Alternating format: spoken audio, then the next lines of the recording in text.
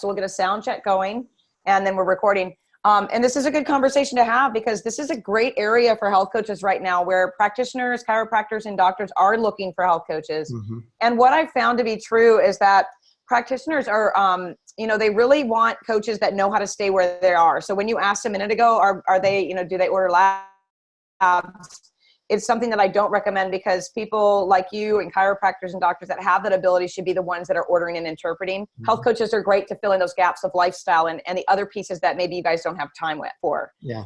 But as far as like how the curriculum is run and how I teach, you and I can hop on and do a Zoom and I'll actually walk you through the back door of everything. Okay, great. Yeah, let's schedule that and we'll talk a little bit more about how I can meet your needs. How about that? Yeah, that'd be great because I think some of the doctors that I'm coaching would be, they're looking for some health coaches to work with them. So it could be a good fit. Yeah. Awesome. Okay, all right. Good. We'll schedule something. We'll get in touch personally, me and you, and then we'll go over that after. But this is a really big topic today. Yeah.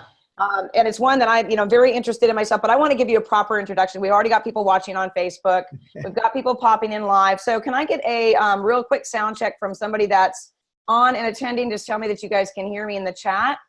I see Anita and Andre. Thank you so much, Solange. I appreciate it. So you guys, today we are talking to Dr. Rodger Murphree. He is a board certified chiropractic physician and nutritional specialist who has written 5 books for patients and doctors, including Treating and Beating Fibromyalgia and Chronic Fatigue Syndrome, Heart Disease, What Your Doctor Won't Tell You, and Treating and Beating Anxiety and Depression with Orthomolecular Medicine. Dr. Murphree is a frequent guest on local and national radio and television programs, including NBC, Fox, and ABC. He works with patients by phone and patients all over the world. So, we're going to have to do another whole thing on anxiety and depression because that's another big topic for us. But just welcome. And so thank you so much for being with us today and spending time with us. Oh, yeah, I'm delighted. I'm so interested in this whole movement that's happening because I really think this whole health coaching movement is our opportunity to take healthcare back. And I agree. We're at the mercy of big pharma and conventional medicine that's taken over the media, taking over the politicians. They have all the money, but the internet has leveled the playing field. So we need people like you and those that are tuning in to help us to level the playing field and to be able to make a difference. Yes, I agree. And you know what? One of the things I love so much about the fact that you're saying this is that so many health coaches are feeling defeated right now because of all of the things you're talking about. They're like, how can we possibly get in here and make a difference in so many different ways? And one of those ways is to pick up those pieces you guys don't have the time to do, to take care of when you're seeing patients. So let's jump right into the topic of fibromyalgia and give us a good definition of that. Because there are so many different definitions of all these diseases out there today.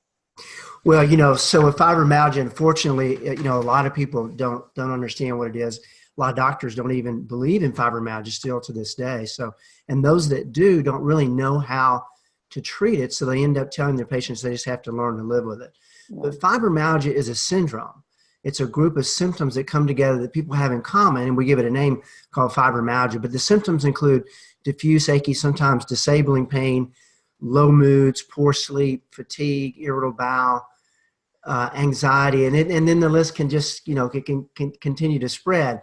But fibromyalgia affects mainly women. About 96% of those that have fibromyalgia are women, and it affects about 10% of the population worldwide right now. Okay. Do we know why women are so affected by this? We can all venture a guess of our type AAA personalities and all of that, but really, what is the reason why women are so affected by this? Well, Carmen, I believe that it has a lot to do with just our hormones. Obviously we have different hormones, but women tend to get, when they get under stress, they tend to get depleted in serotonin. Mm-hmm. Men tend to get depleted in norepinephrine. So there's 2 different types of hormones. Everyone who has what I call true fibromyalgia is deficient in the happy hormone, the brain chemical serotonin. And so I really believe that that's a big part of it. Not that men can't have fibro. I do work with some men, but mainly it is women. And I think it has to do with, it's this hormone imbalance issue that we'll talk about. Okay. So obviously, the very little that I know about hormones, I don't claim to be an expert. I know just enough to be dangerous. I know that progesterone is that relaxation hormone. Is that one of the bigger players when it comes to hormone imbalance? Not really. Really. So what I like to use as an analogy that we're all born with a stress coping savings account. And in the stress coping savings account, we have certain chemicals, we have certain hormones, we have vitamins, minerals, amino acids, essential fatty acids that allow us to deal with stress. And all day long, we're under stress. And the more stress that we're under, the more we use these chemicals up. And for some people, if you're not careful, you can use up your chemicals faster than you can replenish them. So you can bankrupt your stress coping savings account. And that's what we see with fibromyalgia, is that usually after years of chronic stress, whether that's a poor marriage or a stressful job or taking care of an elderly parent or a special needs child, something comes along that's the straw that breaks the camel's back, and they get under this stress and they're never the same. It could be hysterectomy, it could be some type of surgery or an illness that they come down with, the flu from hell they never overcome. But they deplete certain chemicals, and one of those hormones is serotonin. Mm-hmm. And the thing about serotonin is that it plays such a crucial role in how well or how poorly we experience pain. So the higher your serotonin level, the higher your pain threshold. That means you have less pain. Mm-hmm. The higher your serotonin level, the less anxious you are, the happier you are. The higher your serotonin level, the more mentally alert, more mental clarity you have. The higher your serotonin level, the less likely you are to have irritable bowel syndrome. You have more serotonin receptors in your intestinal tract than you do in your brain. Mm-hmm. That's why you get, when you get nervous, you get butterflies in your stomach. Right. So when you get low in serotonin, what we see is that the pain threshold goes down. You get to develop a medical term called allodynia.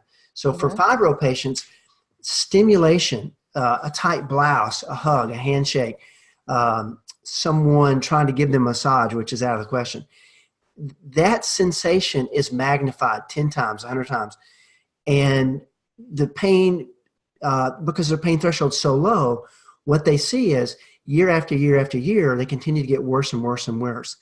And the key is to go back to use, the serotonin, is to get that serotonin level built back up, to get those stress coping hormones and chemicals built back up. And the first place to do that is deep restorative sleep, which is the first thing that really suffers with fibromyalgia, that then brings on all this stuff. Mm-hmm. I've never heard of that before. I mean, I've heard of, allodynia. I've heard of people that have fibromyalgia not being able to be touched. Certain clothing hurts them. Massage, of course, not. But I've never heard it explained that way, that, just that inability to accept any kind of pressure being from serotonin. That's never been told to me. I've heard of everything else in the world, it's from progesterone or it's from this or that. So tell me, let's hop into the topic of the trigger points then. I really want to know, where did that come from? And is that a real thing? And where do trigger points come from, if that's something that you believe in? Well, so back in 1990, the American College of Rheumatology came up with a criteria to be diagnosed with fibromyalgia. Mm-hmm. Part of that criteria was that patients had to have 11 of the 18 reproducible trigger points, which are build up of lactic acid, these knots in the muscles that can elicit pain when you palpate them. And those were on the shoulders and here on the sternum and the knees and the elbows and the neck and various places in the body. But what they found out over the years is that it really did not correlate to everyone that had fibromyalgia. Now, they've done away with that. They don't really talk so much about the trigger points. They have other criteria that patients have to meet. They to get diagnosis, they have to have other illnesses ruled out with blood work. They have to, have a battery of tests to make sure they don't have a type of autoimmune disease. And they have to have had this diffuse achy muscle pain that moves around for a minimum of 6 months and have normal inflammatory markers that would rule out, these autoimmune diseases. That's really the diagnosis criteria now. It's changed quite a bit in the last 20 years. Okay, that's interesting. Do you feel like it's becoming more progressive, or more like, the wastebasket diagnosis they used to call it, which was such a, that's such a slap in the face, really? Carmen, it is a slap in the face in a way, but it's so true. I mean, it is what it is. And I believe it is because doctors don't know what to do with these people. And, we could call it fibromyalgia, or we could call it, depending on who's sitting there in front of me, Jane has it.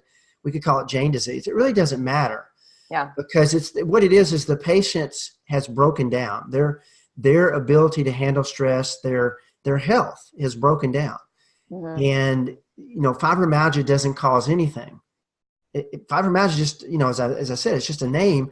It's a name given to a group of symptoms that people have in common, and we call it fibromyalgia.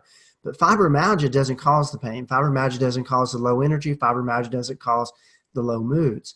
There's underlying causes, underlying triggers that create these warning signs, these symptoms. Mm-hmm. And the key is to find and start to fix those. In the conventional medical world, it's all about getting a diagnosis and then treating the symptoms. It's not really about, the causes, unfortunately. Right. And I love that you said that, because you could be me right now. That's how I teach my coaches. I always say most diagnoses that are given to our clients, they're symptoms of something bigger. So our job is to investigate and help them to be empowered to take whatever we can find to their doctor and ask for more. Yeah. Get the labs you need, give more information about what you're dealing with. Okay. So let's talk about the difference, because, you hear chronic fatigue syndrome and then you hear fibromyalgia, and people cross them all the time. They cross-reference them all the time as if they're the same thing. Can you tell me the difference between the two? I really think they're kind of the same coin. They're just different sides of the coin. Now, okay. There's a lot of debate about that. But if you look at the symptoms, there's so many similarities. But there's true fibro and there's true chronic fatigue syndrome. You can have a blend of those. But if you look kind of like a clothesline you got here, on one end is fibromyalgia and the other end is chronic fatigue syndrome. And the symptoms of fibromyalgia are diffuse achy muscle pain, fatigue, poor sleep, all those things that go on there. Chronic fatigue syndrome is diffuse achy muscle pain, fatigue, low moods, sometimes poor sleep. And what separates the two is that with fibromyalgia, they're all low in serotonin. Every single one of them are low in serotonin. Every single one of them have a problem with either falling asleep or staying asleep. They suffer with some type of sleep disorder. Mm. With chronic fatigue syndrome, they may have, as I mentioned, diffuse achy muscle pain, probably do, and fatigue, obviously. But many of them don't have any trouble with their sleep. They sleep all the time. That's not an issue for them. Mm-hmm. And those with fibro may have an issue with their immune system. They catch a lot of sinus infections and upper respiratory infections, those kind of things. But for chronic fatigue syndrome, that's one of the main drivers of the illness, is they always have some type of some type of infection. They have random sore throats. They get they get palpable, these lymph nodes that swell up. They get swollen glands, and they're always fighting something off. Typically with chronic fatigue syndrome, they've had mono or Epstein-Barr virus, cytomegalovirus virus, some type of bad illness when they were younger, that normally you and I would, we all have contact with these viruses, and we either develop all the symptoms, we're contagious, or we don't. But we carry it around with us the rest of our life, and it doesn't normally ever bother us unless you come down with shingles. But normally you carry around this normally dormant virus and no problem. But for chronic fatigue syndrome, how the stress affects them, they get under all that stress, they deplete their stress coping chemicals, they deplete their stress coping part of their immune system. So now this virus raises its ugly head again, and it's exhausting walking around with the flu again, or cytomegalovirus, or whatever it is again. Okay. So that's really the difference between the two. Wow. Okay. This is all brand new stuff. And I've learned I was diagnosed with, both of those things about 20 something years ago. And I was like, no, that's not it. No, that's not it. I know that's not it, but I never heard the difference between the two. And no doctor was ever able to explain it to me. My diagnosis ended up being Hashimoto's. It took them 10 years to figure that out. Yeah. Yeah.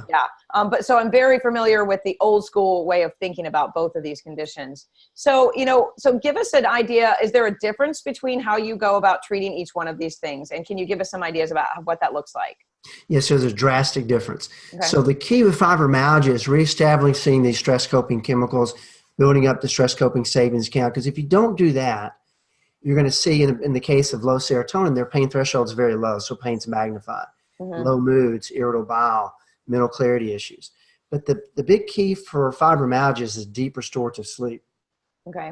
When you go into deep restorative sleep, delta wave sleep, you make deposits into your stress coping savings account. So you fill that account up every night with the chemicals you need to be able to deal with stress: serotonin, dopamine, cortisol, DHEA, human growth hormone. And by getting that deep restorative sleep, the patients see that their pain threshold goes up. They have less pain. Obviously, they're going to see their energy is going to improve. They're going to see their mental clarity is going to improve. They're going to see that their moods are going to improve. Irritable bowel improves. All those things improve just by getting that one thing right. In fact, if I could share anything with the group, of doing this for 27 years, specializing in fibromyalgia, for 20 in functional medicine specialist, is deep restorative sleep is the number one thing you got to get right for any type of illness that's out there. If you get that right, that sets the stage for oftentimes dramatic improvement. That's not the end of it. Chronic fatigue syndrome, though, oftentimes they don't have any trouble with their sleep. In fact, they sleep all the time. They're exhausted. They're fighting off some type of infection. You can remember when you've had the flu, all you want to do is sleep. Mm-hmm. Those individuals, it's all about turning up or turning down the immune system. Either the immune system's revved up too high and they're generating autoimmune problems like Hashimoto's, or it's too suppressed and we've got to rev it up. So those are the fibromyalgia, in my opinion, is much easier to treat. Chronic fatigue syndrome is much more difficult to treat for many reasons. Okay. So first step with fibromyalgia to getting more sleep. And couldn't everybody use more sleep these days, right? Absolutely. Yeah. Yeah. So what would you say? What do you believe is the first step for people? So for fibromyalgia, focusing on that deep restorative sleep is the key. Building up that serotonin. Most of these individuals are going to be taking sleep medications, and the problem with the sleep medications, whether that's Ambien, Lunesta, Trazodone, tricyclic antidepressants, the potential side effects mirror the symptoms we see in fibromyalgia: diffuse achy muscle pain, brain fog, incoordination, balance issues, GI disorders. The list goes on, mood disorders. So oftentimes what happens with fibromyalgia is because the conventional practitioner is treating the symptoms, they're on half a dozen to a dozen drugs. Right. And now, because of all the potential side effects, we don't know, is it the drugs and the side effects that are creating these symptoms, or is it the fibromyalgia or the underlying cause of the fibromyalgia? But for fibromyalgia, the first thing is that deep restorative sleep. And so for my patients, nobody has a sleep drug deficiency. You may have a melatonin deficiency. You may have some nutrition deficiencies. So you definitely, as a health coach, you want to clean up their diet. You want to think macro. I work more in the micro space, which for me is looking at many of the patients with fibromyalgia have a genetic glitch in their ability to transform tryptophan, an amino acid, into 5-hydroxytryptophan and 5-HTP plus certain B vitamins, magnesium and vitamin C. That's what makes serotonin. That's where it comes from. So, no one has a Prozac deficiency either, then that's what typically you see with your clients. I see with my patients is that most all of the women I deal with, I think 1 in 10 women now prescribed an antidepressant. They're all on antidepressants. And those medications, for most people, don't work any better than a sugar pill in 70% of the cases. And 5-HTP with the right B vitamins and magnesium, again, that's where serotonin comes from. So rather than using, a selective serotonin reuptake inhibitor, and there's nothing to reuptake because you don't have any serotonin, right? We've already established you bankrupted your stress coping savings account. Rather than doing that approach, why not use 5-hydroxytryptophan, which you can get over the counter, a good multivitamin, and you can start to replenish that serotonin. Yeah, I totally agree with that. And so, so do you see them, you just said something a little bit ago about being low in melatonin as well. Do you see, because of the stress that people with these conditions have, do you see a real imbalance in the cortisol and melatonin, in the balance of the two? Do you see higher cortisol at night, lower melatonin because they're in pain and they're stressed out? How do you adjust that? Yes, it's a great question. So just about everybody with fibromyalgia is going to have adrenal fatigue syndrome. So they're going to have adrenals that are not functioning as they should. Melatonin is super important, obviously, because it's the sleep hormone. But 5-HTP, the beauty of 5-HTP is that it increases your natural sleep hormone by 200%. Okay. So by taking the 5-HTP, not only are you making serotonin, which is crucial, we've already established that, but you're also now increasing melatonin, helping them get into that deep restorative sleep. Once they start getting into deep restorative sleep, they're going to notice that they have less pain. I mean, that's just how it works. They're going to notice they have obviously more energy. Their brain's going to, they're going to work better. The moods are going to be improved. And then what you got to guard against is that for many of these folks who've been sick for a number of years, they overdo it because it's the first time they slept in years. They feel better. So they go out and do things they hadn't done in a long time, and then they crash. And people, who are treating, familiar with fibromyalgia, know about the fibro flares. And to prevent that, you've got to replenish the stress coping glands, which are the adrenal glands. So to answer your question, Carmen, a lot of the patients that I work with, they have low adrenals first thing in the morning, and they're low all day. You do a saliva test and check the pattern. But then they get their second wind at bedtime. So they've been tired, exhausted all day, miserable. And then, around 9, 10 o'clock, they get their second wind. No way they can go to bed. They do all the things that they hadn't been able to do that day, check their kids' homeworks, pack their lunches, get ready for the next day for work if they're still working, whatever it is. And then before they know it, it's 2 o'clock in the morning. Yeah. So there's different patterns to it. And, but definitely fixing that adrenal fatigue is a big part of the equation. Yeah. It sounds like you're trading when you're on a conventional medication for this, it sounds like you're trading one set of symptoms for the same set of symptoms. So that's kind of a lose-lose right there.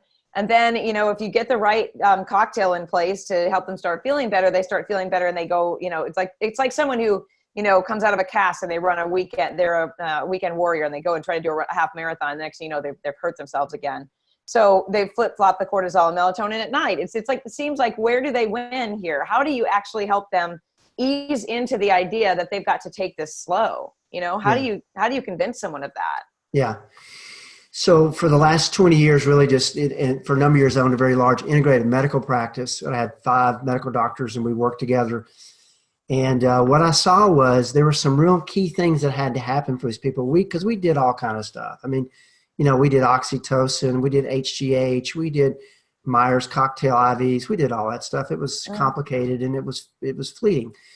But there were some key things, and oddly enough, these key things are the Murphree method, yeah. Right? So I put this together, and it's deep restorative sleep. That's number 1. Then number 2, it's balancing the neurotransmitters, so these brain chemicals, to make sure that we're replenishing serotonin. We're making sure that if they have a lot of anxiety issues, that anxiety creates more stress, and they don't have the chemicals. We mentioned they bankrupted these stress coping chemicals. So stress is magnified, and it's this cycle, they just can't get out of it. And you'll see probably with your clients, and this can sound stereotypical, and I don't want it to sound that way, but this is just my observation doing this for 2 decades, is that most of the people that I work with who are underweight are maybe even proper weight, but are skinnier, should I say?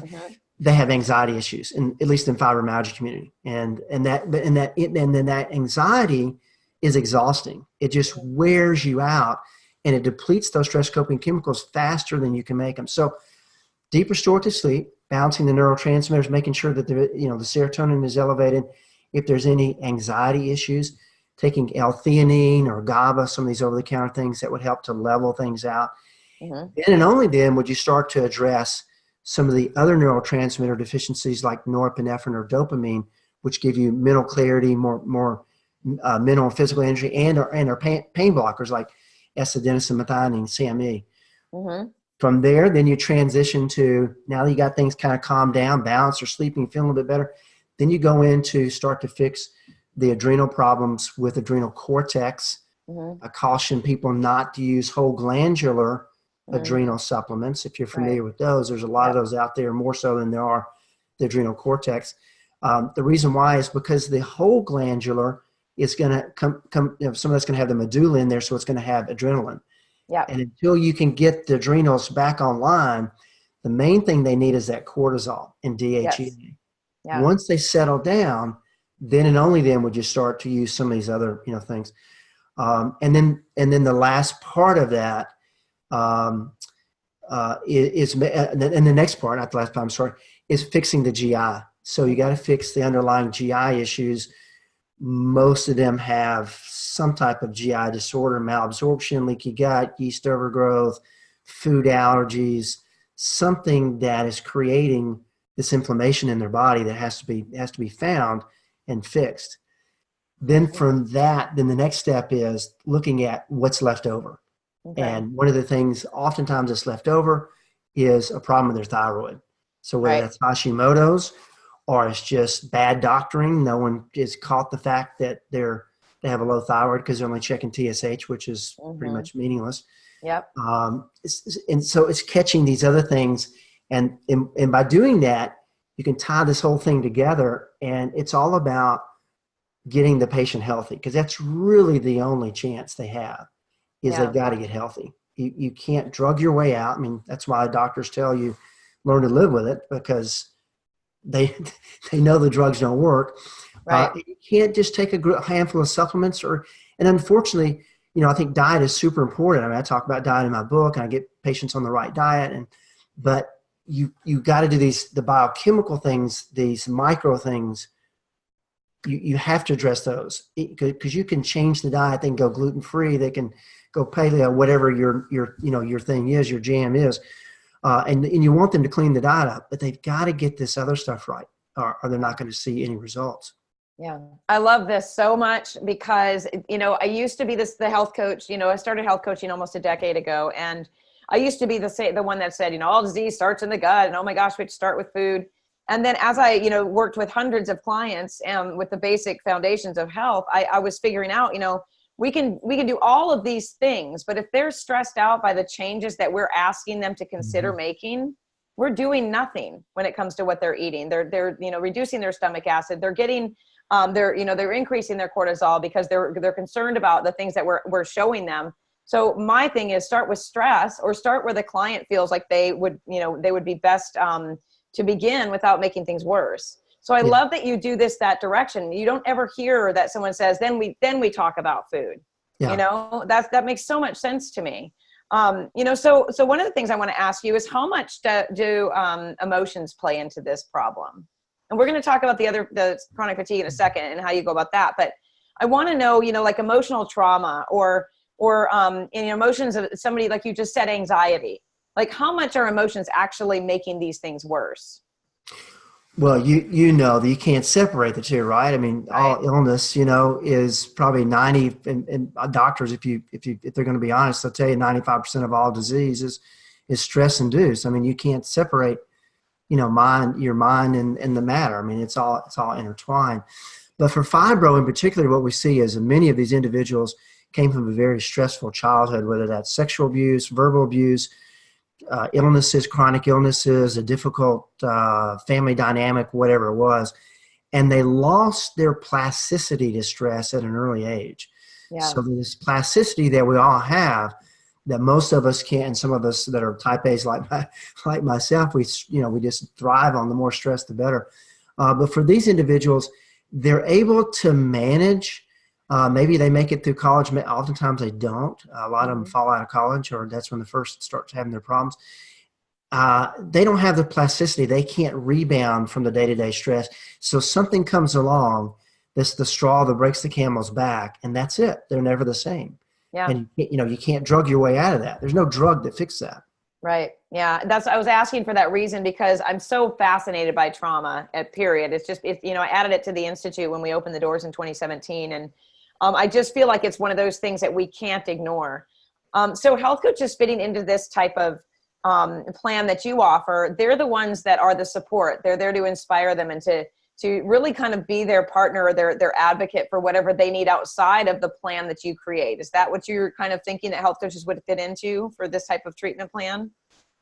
Absolutely. So, a lot of what happens in the beginning is a lot of testing. So that's not something that I think you do much of. But in the beginning, I do a lot of testing. So a lot of blood work, a lot of functional medicine tests. And then once I get, or the doctors that are, that I coach, get the patients on the right path, then it's really to make sure that they stay on that path. So then it is about changing diets, and about doing elimination diet, or a keto diet, or whatever that fits, that person, and managing them with the right supplements and that sort of thing. So there's a lot of hand holding that has to go, and a lot of accountability that has to go into these plans. And you really need somebody that, is got the background that they can explain why it's so poor and so important not to be eating margarine every day, or some of the stuff that people just have no clue about. Right. Yeah, I agree. Okay. So let's talk about the chronic fatigue thing. So we've covered, about how you go about treating fibromyalgia. Is it similar with chronic fatigue, or, the immune system, you said it's very different, the way you explained it, but how do you go about, supporting the immune system, whether it's overreacting or underreacting? What is the goal with that? I mean, what is how do you address it? Yes. So with chronic fatigue syndrome, it's really about working with them to get their immune system to balance out. So Okay. the first thing is to take the stress off the system. Mm-hmm. So, if you kind of picture, we all go through life with a bucket or a barrel, and in this barrel, as we go through life, we're putting toxins and stressors in this barrel. And, for many of us, we don't have a problem until we get in our 40s or 50s, and then maybe we start to develop high blood pressure or type 2 diabetes or whatever it is, because we've put too many toxins and stressors in the barrel and it overflows. Right. Well, so what you want to do with chronic fatigue syndrome is you want to try to get rid of as many stressors and toxins as you can to give them some wiggle room, okay? Or otherwise, they're always going to be sick. So if they do struggle with sleep, although they usually don't, get them going into deep restorative sleep. If they have anxiety issues, get the anxiety calmed down. If they have adrenal fatigue issues, to where stress is magnified, to where loud noises, bright lights, crowds, even things become magnified, even smells, odors, if they have a problem with their liver function, get those toned down. And then you start working on, and usually it's boosting the immune system with thymus extract or other over-the-counter supplements that would allow the body then to be able to attack this virus that's going on and start to shut it down. But it's, it's a combination of things.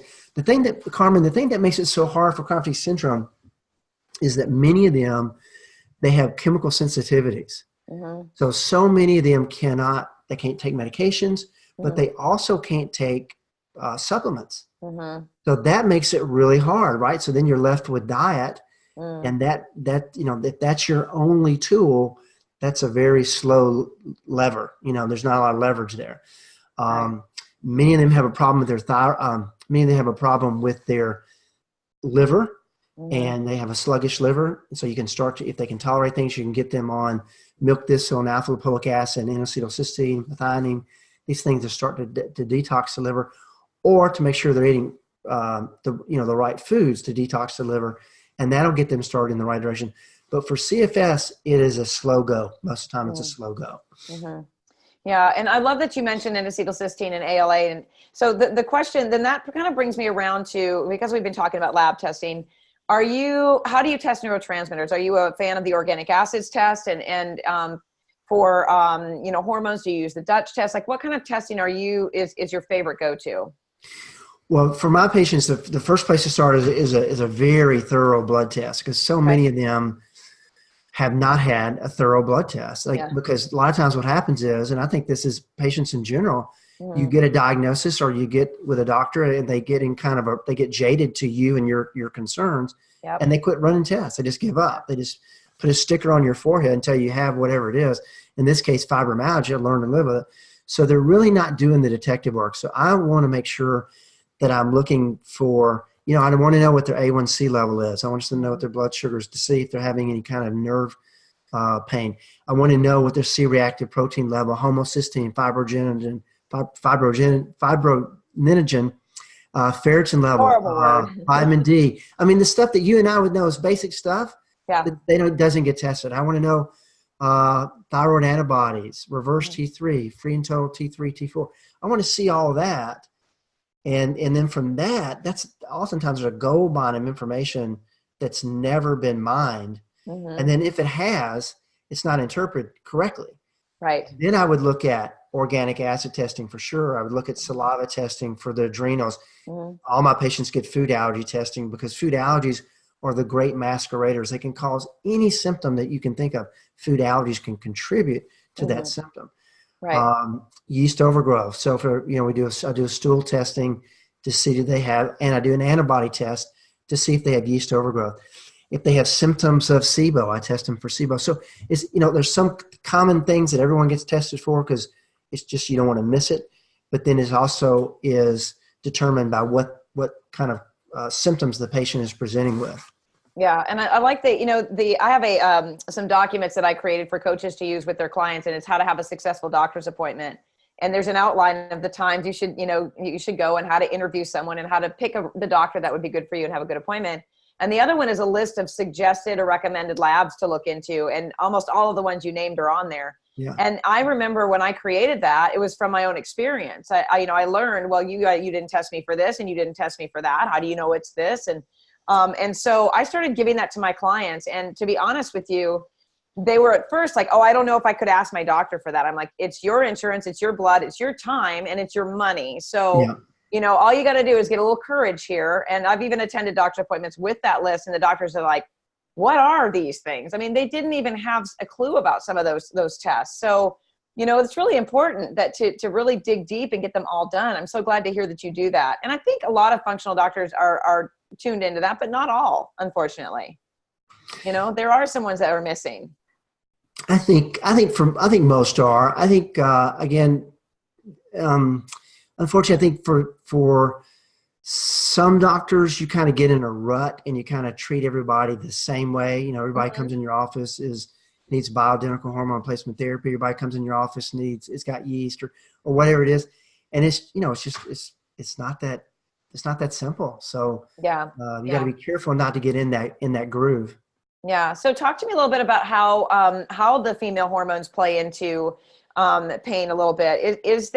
What do you see as far as estrogen and progesterone balances and things like that? Do you see a common pattern in women that have fibromyalgia with that as well?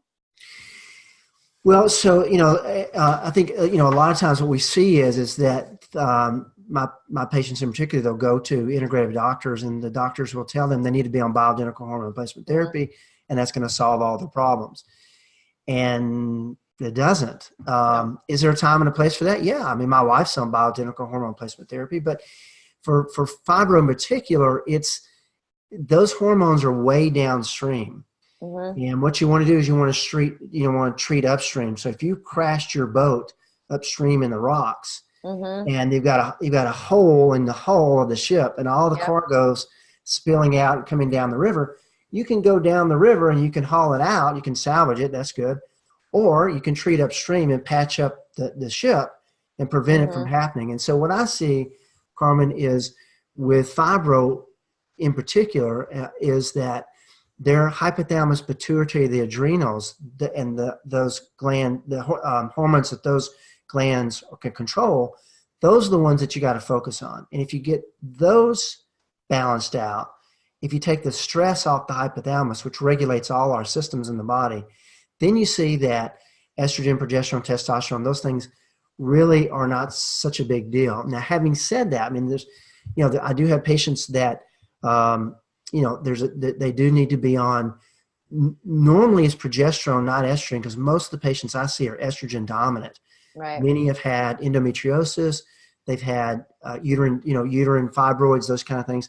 And all of that is, those are signs of endometriosis, of estrogen dominance. Mm-hmm. And estrogen dominance can, affect your thyroid. It can, if your estrogen levels are real high, it can prevent T3 uptake, so it can do a number on your thyroid. But I don't use a lot of progesterone in my practice. Some, but not a lot. Yeah. So DHEA, tell me, so I've always got this thought in my head of how I used to explain hormones to my clients when they'd say, well, my cholesterol's too high, it's 201, and I'm like, but all your hormones are tanked out. So, if they're in their 50s or 60s, and I try to explain cholesterol creates pregnenolone, creates it, it's a cascade. Do you believe that you need to go all the way up the chain to pregnenolone and then higher with cholesterol? Do you check from the very top to see how things are going? How their stress hormones are being depleted, or? I don't. I'm looking at DHEA. So I look at the DHEA, I look at the cortisol levels, and, typically what I see, I mean, there's different patterns. So that the cortisol level is really high, this is someone who's got a lot of anxiety. Right. And, if they're not sleeping, a lot of times that drives that up. If it's tanked, then obviously they have adrenal fatigue and they need to be on cortisol. If their DHEA level is super high, that means that they're really about to tank, because typically DHEA goes up when they're really about to have trouble, and then eventually it just bottoms out. It goes really, really low. I would say that most of my patients are totally wiped out. So their DHEA levels low and their cortisol levels low. And DHEA is one of the most powerful anti-anxiety substances there is. So most of my patients who have low DHEA, they have all kind of anxiety issues. Okay. And Yeah. it affects the immune system. So it's super important for chronic fatigue syndrome. Super important. Okay. And so DHEA, tell me what your preferred source of DHEA is. Do you like topical? Are you a supplement person? And how do you start with that? Yeah. So for me, just as long as it's micronized, we can make sure that it's going to be absorbed. That's what I use. Topical's fine. But in my practice, I like easy. And so just as long as it's micronized, and my patients, my females will start off with 25 milligrams, which is a pretty, it's a high dose. In the beginning, they'll do that for a couple of months and we'll recheck. And then they typically go down to 5 or 10 milligrams as a prophylactic, just to stay on that. But initially, It's a pretty high dose. And oftentimes they'll tell me that their mental clarity goes up, their moods improve, they feel better, they have more stamina, resiliency to stress. It can be a real game changer for these people. Yeah. And, everything you're kind of saying, and I've been thinking back and tracking back my own story and remembering, some of the things that I went through and remembering labs that came in and being, oh my gosh, I was low in DHEA then. And I remember having more anxiety and, oh my gosh, I remember that and that. So I could see to some extent why people would think that was what was wrong with me at the time. I think that there's, I have a thyroid guide, and I call it the masters of mimicry, where we have estrogen dominance and we have iron deficiency and we have thyroid problems. And underneath every one of those, you can put the same symptoms. And it sounds like fibromyalgia could kind of be added in with that list of things. A lot of those things are very similar. Yeah. The symptoms that we get, right? Yeah, absolutely. Absolutely. Yeah. So you really have to become a master investigator to figure all of that out. So, okay. So if someone were to come into your clinic and you were you start with all the labs and you tell them you're going to do this, you're going to give them the Murphy method. What can they expect for a time frame? Is it a 3-month protocol? Is it 6 months? What does it look like? So patients typically work with me in a 6-month Get Healthy program. It doesn't take 6 months to feel better. They usually feel better within a few weeks. Right. But what we're after is that they get healthy. Mm-hmm. And that just doesn't happen overnight. It's a process. Sometimes, it may be a year process.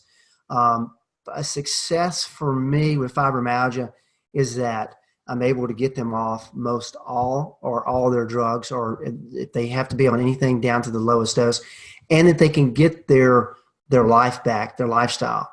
So fibromyalgia robs them of oftentimes their job, sometimes their marriage, their friendships, mm-hmm. social life, the day-to-day things that they enjoy doing. And so my goal is to get them back, not that they'll never be pain-free. I mean, everybody has aches and pains, but it's to make it so that they're able to have the energy and the stamina to be able to do the things they want to be able to do without having a fibro flare and having to, learn to live with it. Okay. So what part does meditation and visualization and relaxation, what does that play in the recovery of this? Because, that for me, without the Muse headband, I cannot meditate. I've done it all. I've done the HoloSync back when DVDs were in. I've tried everything. And the only thing that works for me for meditation was getting the Muse headband and learning how to drop down into that space, that gap that Wayne Dyer used to talk about, where I don't feel stress and I sink into parasympathetic. That's really hard to do. It's really hard, I think, in today's society. So what do you do? What do you suggest for people with that? Well, I have a chapter on it about that in my fibro book, but that usually goes like this, the same, and the chapter on exercise usually goes, it's most people don't think like you and I, most people don't think like we do. Yeah. It's just not in their circle, of thought. And, so I try to put that in there. I try to encourage people to do an hour of power. I do an hour of power every day, which is meditation and exercise and reading something positive, visualization, journaling, that kind of thing. And for them, maybe it's instead of an hour of power, maybe it's 15 minutes. But try to get them to really do something that will focus on being, just being more positive and tuning into what's going on and not be so reactive all the time. Mm-hmm. I tell them that we're human, we're human beings, Right. not human doings, and, get that mindset. So really a lot of when I'm working with them is just to get them to have something that they do on a daily, incorporate a daily routine to where they make time to be thankful. To be, first thing you do when you get out of bed, be grateful that you woke up. Be grateful for your partner. Be grateful for the birds outside. Whatever it is, be grateful for somebody in your life. And as you start to do that, pretty soon that becomes a habit, and then pretty soon you see that your thoughts become more and more positive, and you also see that oftentimes now you can start to control your thoughts a little bit better instead of them controlling you. Right. Yeah, I know. And I'm with you. Like I tell people all the time, I got my first Louise, hey, you can heal your body, book when I was 16 years old. So it's hard for me to understand, but I do, how people can't see how connected the mind and body are. It's not separate. We're all one entity. Yeah. So let's touch on, I don't want to, I don't want to forget about the topic of exercise, because one of the main things, and I've had many clients with fibromyalgia, they're like, well, I just can't even walk to the mailbox. I can't do anything. What do you suggest for people? Because we know that movement is important, blood flow and oxygenation and mindset. What do you allow people or tell them that they can do? Well, in the beginning, because they bankrupted their stress coping savings account, they don't have any wiggle room for stress. So stress is magnified, including exercise. I mean, exercise is a stress. Right. It's a great stress. I mean, it allows, that stress allows you, to be able to handle more stress. It makes your cardiovascular system able to be more tolerant of stressors and, to function more effectively. But for them, they can't do it, at least in the beginning. But once they start getting a deeper snort to sleep, that's number one, tone everything down, start to get the adrenals working better, then they can start exercising. It's something as simple as in the beginning, just stretching. Yeah. And then, it sounds so simple, but for them, that's a big deal. And then it's walking 5 minutes a day, which, really, seriously?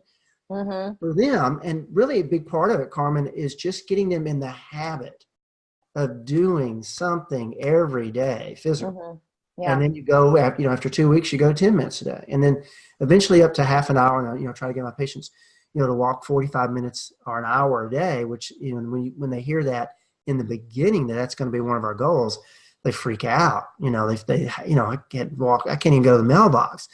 But as they're getting healthier, that's another means to the end. You've got to exercise. You've got to be active. Yeah. And, I think you'd think that there's got to be a lot of fear with that, with activity. I mean, a lot of fear in change and because they've, I remember one particular client of mine, it was a mystery to me. She had pain and exercise intolerance, and she was sleeping fine. It sounds to me, now that I'm thinking about it, it could have been fibro, could have been chronic fatigue. We don't know. I know that we uncovered Epstein-Barr, very high titers on everything, but I think I had her hold a plank for 15 seconds and do 5 squats and tell me how she felt after, was what my suggestion to her, and said, just let me know. If you can't do it, don't do it, but let me know. And she felt like going to bed for days after that small amount of exercise.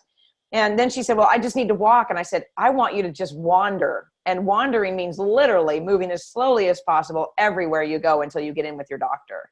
And because she was afraid, that it was going to cause all of these things to happen all over again. But then she was gaining weight too. The frustration around that has to be terrible for people. Yeah. And the weight issue is the other thing, because doctors, that's what they'll tell them. You got to get more sleep. Well, they can't sleep. You got to lose weight. Well, they can't lose weight because their metabolism is shot. The medications they're taking, Lyrica, these things, cause the weight gain, Paxil, or they have an underlying thyroid issue that's never been dealt with. Mm-hmm. And they can't lose weight. Doesn't matter what they eat or don't eat, they're gonna gain weight. Yeah. So when doctors are telling this stuff, and they tell them to exercise, that doctor, he or she just doesn't know what they're talking about. And these patients, they hear that, it goes in one ear, and then in their brain they're thinking that this doctor's just really mean, or they don't get it, they don't understand, which is really oftentimes true. Yeah, it's true. Okay, if anybody has any questions, put them in the Q&A. Give me 1 minute to go out to the Facebook and take a peek at what's going on out there if anybody's chatting. You've given me so many different things to think about today. I mean, that things I haven't heard before. Okay, Cheryl is asking, using 5-HTP with what? She missed that, to help with sleep. Was it melatonin? So 5-HTP, 5-hydroxytryptophan, you want to combine that with a good multivitamin, and the 5-HTP should be taken 100 milligrams 30 minutes before bed on an empty stomach with just a little bit of grape juice, about 1 ounce of grape juice mixed with water. The grape juice will cause the body to release insulin, which will help pull that serotonin across the blood-brain barrier and get in the brain quicker. But they start with 100 milligrams, and then each night they increase by 100 milligrams till they reach 300 milligrams. Okay. And ideally what we see is they fall asleep within 30, 45 minutes and they sleep through the night.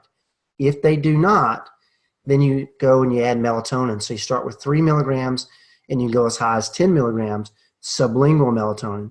Mm-hmm. Now, some people that take 5-HTP, they'll get a funny reaction. These are the weirdos, and we all have them.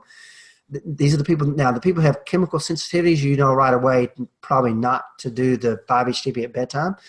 But if they take 5-HTP at bedtime and it wakes them up, makes them more alert, then they should take it during the day with food.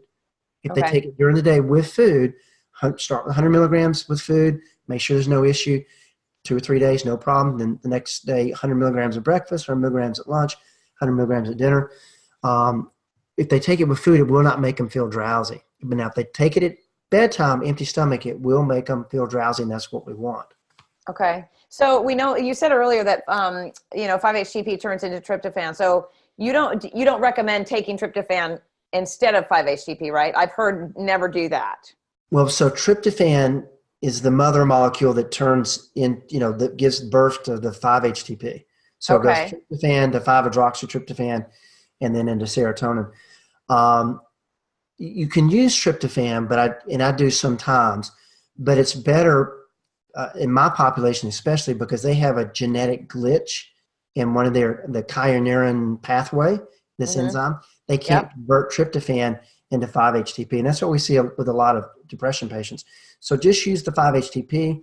The only time that I wouldn't is if they have an issue with 5-HTP. It can cause them to have some headaches, sometimes short term, feel a little nauseated because it's converting in the stomach. You have more serotonin receptors in the stomach than you do in your brain.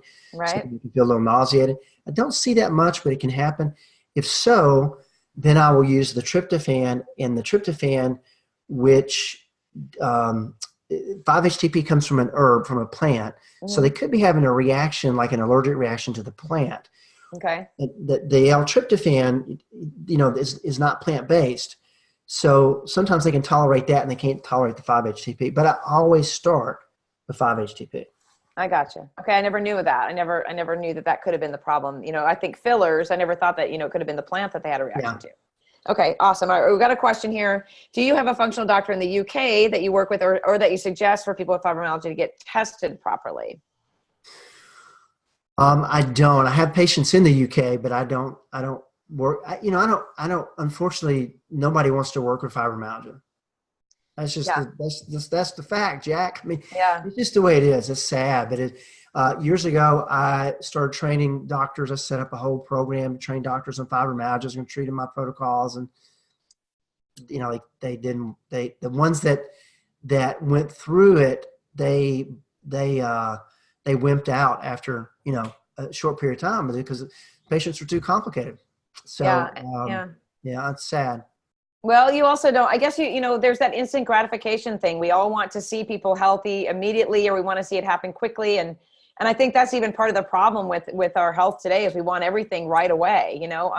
Instead, we've got to learn to be patient and let our stress reduce or, change our perception to it so that we can get better. I know that I'm guilty of that. I'm AAA personality. I've had to, over the last probably 6 years, learn how to just nothing's an emergency except an emergency for me anymore. And that has really changed how I sleep and how I feel. It's just to change how I think about the world around me. And I think that's a big piece of it too. Yeah. Yeah, absolutely. How do you test and work with your UK patients from a distance? So there's different labs. Genova Diagnostic has a testing facility there in the UK. I think they have 2 or 3 of them. And so that's how I do that. We get them hooked up there with them, and they can get the testing done. Okay. And, excuse me. A lot of my overseas patients at this point work in a group coaching program, kind of maybe similar to I'm not sure how some of you guys do it, but so they have self-learning modules that they go through about the protocols, and they learn those modules, and every week they do something like this. And that's what I just finished before this. Every Thursday I do an hour where they can come on the Facebook group and ask questions, and we go over that week's protocols. So a lot of my overseas patients will take advantage of that group coaching program instead of working with me one-on-one. Okay, I need to pull that up. I want to share that. And also for those of you who are registered and anyone that's listening that wants the replay on this is what we send out links with this. I'm pulling you up right now. Functionalfibrodoctors.com. Yes. And that's where they can find all that information. Is that right? Well, now about me, it's your okay, hold on. Fibro Doctor. Your Fibrodoctor.com. Oh, there it is. Okay. Mm-hmm. Yep. All right. So I'm going to share this in here. I did not know that you had a group program like that. That is one of the things I recommend health coaches do with people as well, is to to maximize your reach, and so people have the support of each other, and you can get more done at one time. And it's kind of a self-paced thing. That's awesome. Right. All right. Well, we'll share that with the replay as well. And I really want to have you back about depression. I want to have a real conversation about that. And, as the introduction said, that you work with people with that as well. So I'm going to have my team contact you and get you back on and talk about depression, if that's okay with you. Yeah, I'm happy.